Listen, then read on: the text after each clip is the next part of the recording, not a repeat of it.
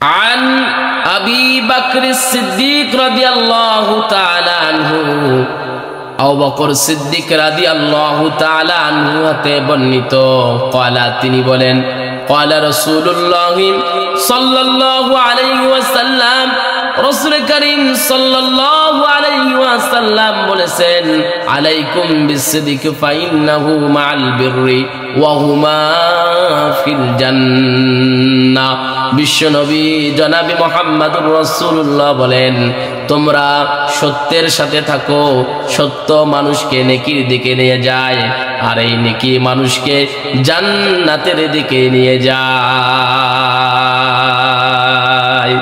আল্লাহ রাসূল আবার বলেন ওয়াইয়াকুম ওয়াল কাযিবা ফাইন্নাহু মাআল ফুজুরি ওয়া হুমা ফিন্নার।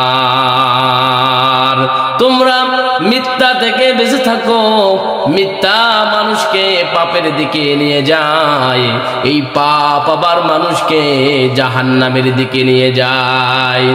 রাসূল করিম সাল্লাল্লাহু আলাইহি ওয়াসাল্লাম এখানে দুটি কথা বলেছেন, এক হলো সত্য কথা বলা, দুই হলো মিথ্যা কথা বলা।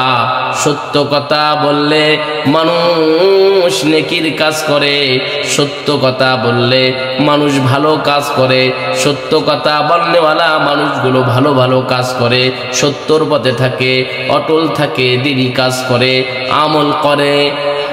আর এই আমলগুলো, এই সবগুলো, এই নেকিগুলো এই ব্যক্তিকে জান্নাতের দিকে নিয়ে যায়। আল্লাহ রাসূল তারপরে বলেন মিথ্যা কথা থেকে তোমরা বেঁচে থাকো। পাপ কাজ, মিথ্যা কথা বললে মানুষ গুনার দিকে ধাবিত হয়, মিথ্যা বলার কারণে ওই মানুষটা গুনাহগার হয়ে যায়, আর গুনাহগার হয়ে গেলে ওই ব্যক্তি এই গুনার কারণে জাহান্নামের মধ্যে চলে যায়। এজন্য আমাদেরকে সদা সর্বদা সত্য কথা বলতে হবে, মিথ্যা ছেড়ে দিতে হবে, সত্যর পথে থাকতে হবে, মিথ্যার পথে থাকা যাবে না। সত্য নিয়ে বাঁচতে হবে, সত্য নিয়ে মরতে হবে, সত্য নিয়ে আমাদেরকে চলাফেরা করতে হবে। সব ধরনের মিথ্যা আমাদেরকে ত্যাগ করতে হবে, সব ধরনের পাপ কাজ থেকে আমাদেরকে বেরিয়ে আসতে হবে। তাহলে আল্লাহ রাসূল বলেন এক নম্বর সত্য কথা বলো, সত্য তোমাদেরকে নেকির দিকে নিয়ে যাবে, এই নেকি আবার তোমাকে জান্নাতের দিকে নিয়ে যাবে।